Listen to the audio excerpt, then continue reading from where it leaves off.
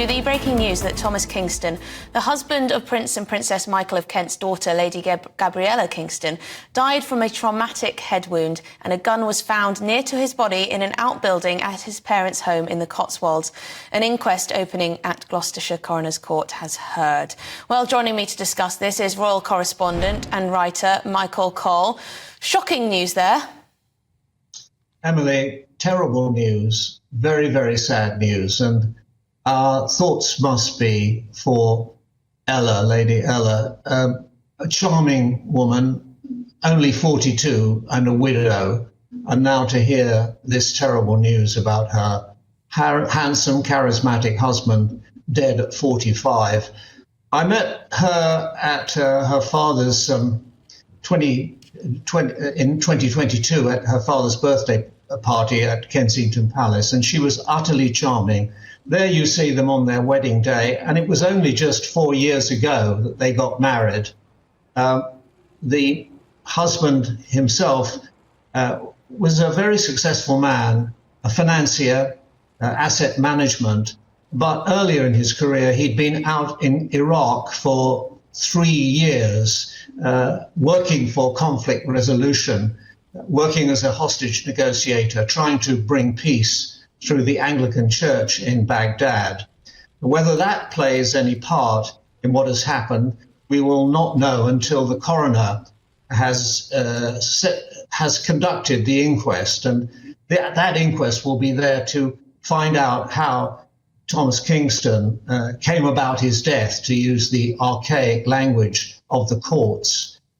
Very sad day. I know from Princess Michael of Kent, his mother-in-law, how much they liked him and how much they thought of him. So very, very sad. But collectively, perhaps on your behalf and the viewers' behalf, I could send our condolences to Lady Ella, who we see there on a very happy day of her wedding.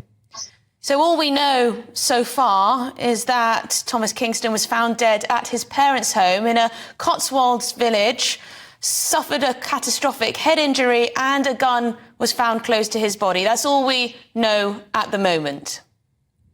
That is all we could decently know at the moment. It's the coroner's job, whenever there's an unexpected or sudden death, to carry out an inquest. It's the oldest office of the law in this country, meaning the Crown's officer, and he will look into that, and he will find out the circumstances, and he will deliver his verdict with or without a jury. It will be up to him to decide whether he needs a jury.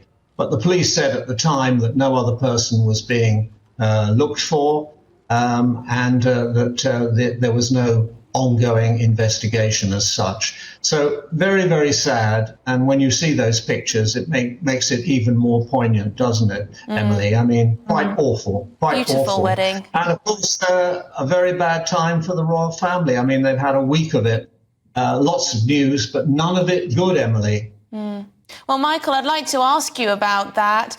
Lots has been written and speculated about the Princess Catherine of Wales, and we were told that we weren't going to see her till the Easter. She had this abdominal surgery. Then the Prince didn't turn up, or cancelled at very late notice from the memorial service of his godfather. There's been so much speculation now about the Princess. I'm afraid when there is a void, there's always speculation, and I'm afraid some of that void, that vacuum, is filled with rubbish very, very rapidly on social networks and elsewhere. Of course, it wasn't a minor matter. It was nothing trivial. She was in hospital, and there we see her in happier days, for 13 nights. They don't keep you in hospital in the London clinic for 13 nights if it's nothing small. But it's interesting, Kensington Palace has issued a statement, apart from saying that she's getting on very well, the recovery is continuing. They issued a statement which I shall read. It says that they hope the Princess says that she hopes the public will understand her desire to maintain as much normality for her children as possible, and her wish that her personal medical information remains private. Well, of course, we must respect that. I think what we can say is that she's been at Adelaide Cottage in Windsor Great Park, but she's also been up to Anmer Hall in North Norfolk on the estate. So she's obviously ambulatory. She's able to get around. I think what that statement means is that she doesn't want her children to be subjected to kids in the school playground saying, "Why? What's wrong with your mum?" And then news of this leaking out.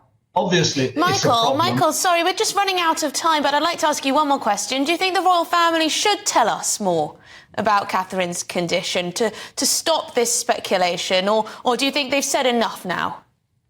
No, I think a little bit more candour would be helpful, because there's a lot of speculation about why, at the very last minute, Prince William was a no-show at the memorial service for his godfather and his cousin, ex-king Constantine of Greece. That has not been explained, and KP, Kensington Palace, hasn't really actually dismissed completely the fact that it may have had something to do with Catherine.